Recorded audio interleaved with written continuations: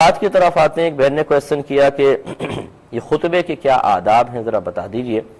دیکھیں، نبی کریم صلی اللہ علیہ وسلم نے ارشاد فرمایا کہ جب جمعہ پڑھانے والا امام یا خطیب اپنے حجرے سے نکلتا ہے تو ختم جمعہ تک سرکار نے فرمایا ہر قسم کا کام ممنوع ہے.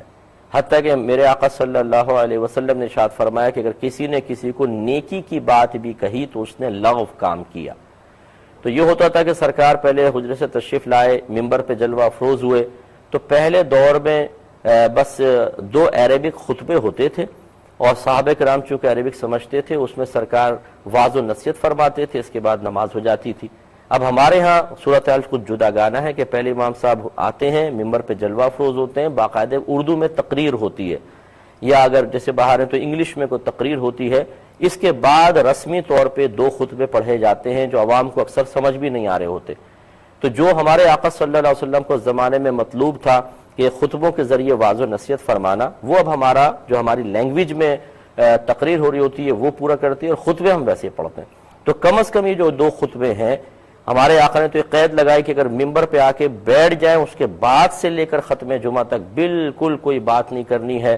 جو کرے گا بے ادبی ہوگی اور وہ گناہگار ہوگا، گویا کہ اس نے لغو کام کیا. اس کا مطلب اس نے نیکی کی بات بھی کہی تو لغو کام کیا. تو سوچئے کہ بیکار کام کرنا تو کس قدر سخت گرفت کا باعث ہوگا. اس لیے بہتر یہ ہے کہ جب امام صاحب تقریر کرنے آ جائیں تو بس یہ حدیث کے ظاہر کے مفہوم کے مطابق محتاط ہو کے بیٹھ جائیں، اور کم از کم جو عربک 2 خطبے پڑھے جا رہے ہیں اس میں تو مکمل طور پہ خاموشی ہو، یکسوئی ہو، اور کسی قسم کی کوئی بات نہ ہو، چلنا پھرنا نہ ہو، حتیٰ کہ اس میں سنتیں وغیرہ بھی بالکل ادا نہ کریں، غور سے اس کو سنیں. اب جو آپ نے فرمایا کہ دوران خطبہ کیا ہم درود پاک وغیرہ پڑھ سکتے ہیں، تو دیکھیں اس کو منع کیا ہے. جیسے ابھی آپ نے حدیث سماعت فرمائی کہ سرکار صلی اللہ علیہ وسلم نے فرمایا کہ جس نے نیکی کی بات کی تب بھی اس نے لغو کام کیا.